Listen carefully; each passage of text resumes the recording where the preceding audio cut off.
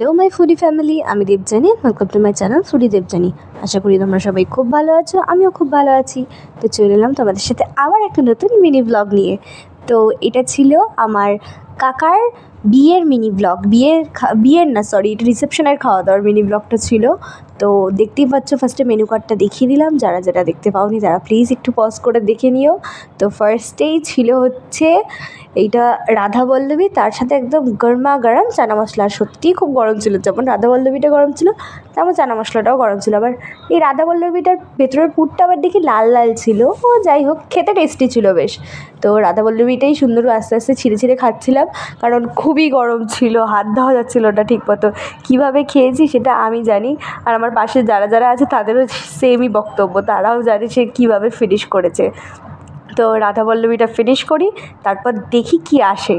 তো এই যে রাধাবল্লভীটা ফিনিশ হয়ে গেল, তারপর এসেছিলো ফিশ ফ্রাই। ইয়েস, পিওর ভেটকি মাছের fish fry. I love that so much. তো আমি ফার্স্টে ভেটকি মাছের ফিশ ফ্রাইটা ভেঙে দেখালাম। তো এতটা আমি খেতে পারবো না, হারগিজ খেতে পারবো না। এই এতটা খেয়ে নিলে আমি আর পরের কিচ্ছু খেতে পারবো না। তো বাকিটা আমার সামনে আমার দাদা বসেছিল, আমার দাদাকে দিয়ে দিলাম। তো আমি অর্ধেকটাই খাবো। তো দেখতেই পাচ্ছ, ওপরের কোটিংটা একদমই অত মোটা ছিল না, বেশ খুব সুন্দর ছিল। যেরকম ফিশ ফ্রাইয়ের একদম মাইল্ড টেস্ট, একদম same to same, just awesome.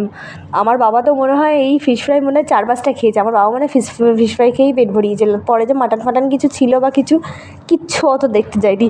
ওনার কাছে ফিশ ফ্রাই পছন্দের, ফিশ ফ্রাই খেয়ে পেট ভরিয়েছে। তো আমারও ফিশ ফ্রাইটা খুব পছন্দের। তো ফিশ ফ্রাইটা শেষ হলো, ফিশ ফ্রাই শেষ হওয়ার পর চলে এলো তারপর হচ্ছে ফ্রাইড রাইস। তার সাথে তার পরের আইটেম ছিল দই কাতলা। বাট আমি দই কাতলাটা অ্যাভয়েড করেছি, কারণ আমি নাহলে খেতে পারবো না, এত জিনিস খাওয়া যায় না। তো দই কাতলাটা ওই আমার দাদা খাচ্ছিল, ওর সামনে দিয়েই দেখিয়ে দিলাম তোমাদেরকে। আর আমি নিয়ে নিয়েছিলাম মাটন কষা। ইয়েস, লাল লাল ঝাল ঝাল মাটন কষা উইথ, এটা ফ্রাইড রাইস না, এটা ছিল পি রাইস। তো বেশ ভালো ছিল। দেখতেই পাচ্ছ, আমাকে একটা নাল্লির পিস দিয়েছিল আর একটা সলিড পিস দিয়েছিল, একদম মন মতো সুন্দর পিসগুলো দিয়েছে, দুটো পিস দিয়েছে একদম সুন্দর। তো এইটা দিয়ে একটু মাখিয়ে খেয়ে নিচ্ছিলাম, বেশ দারুণ ছিল, বেশ সুন্দর হয়েছিল খাবারগুলো। তো মাটনটা বেশ সফট হয়েছিল, বেশ সুন্দর হয়েছিল রান্নাটা। তো আমি মানে কথার মাঝে তোড়জোড়টা একটু বেশিই করি, প্লিজ ডোন্ট মাইন্ড, বাট জানি না কেন। তো আমার তো দেখা মানে কী বলবো, দিয়ে এইটা আমি লেবুটা ইচ্ছা করে নিয়েছিলাম দাদাটার কাছ দিয়ে।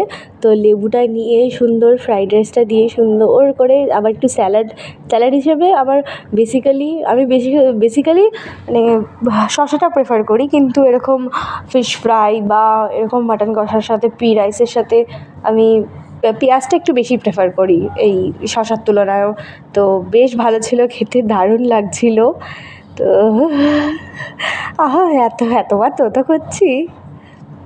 তো খাওয়াটা শেষ করে নিলাম, বেশ সুন্দর লাগছিল খেতে।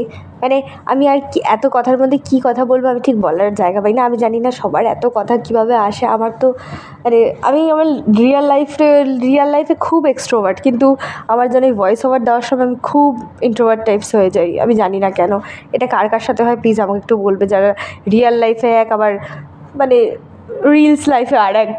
তো তারপর দিয়ে গেছিলো ফ্রুট চাটনি, তার সাথে পাঁপড়।